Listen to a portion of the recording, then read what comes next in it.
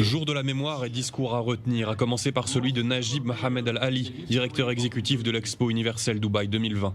Une cérémonie à laquelle certains ici dans ce pavillon israélien tiennent personnellement. You're talking to a grandchild of a survivor. My grandmother, she's 98 years old. Vous parlez au petit-fils d'une rescapée. Ma grand-mère a 98 ans et elle a survécu au camp d'Auschwitz et de Bergen-Belsen.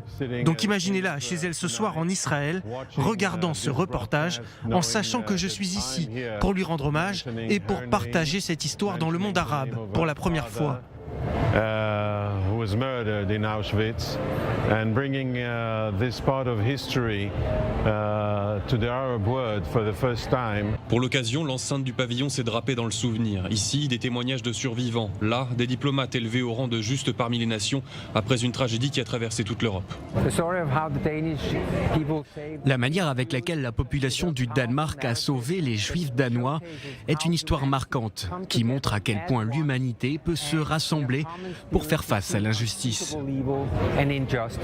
Une affaire de tous. Au début de la Seconde Guerre mondiale, la Belgique s'est aussi trouvée sur la route de l'Allemagne nazie. Cette famille de Bruxelles a tenu à se recueillir. Mes parents vivaient à Bruxelles dans un quartier où les 3/4 de la population étaient des Juifs, à Saint-Gilles, dans la banlieue de Bruxelles. Et ils ont vécu en une nuit.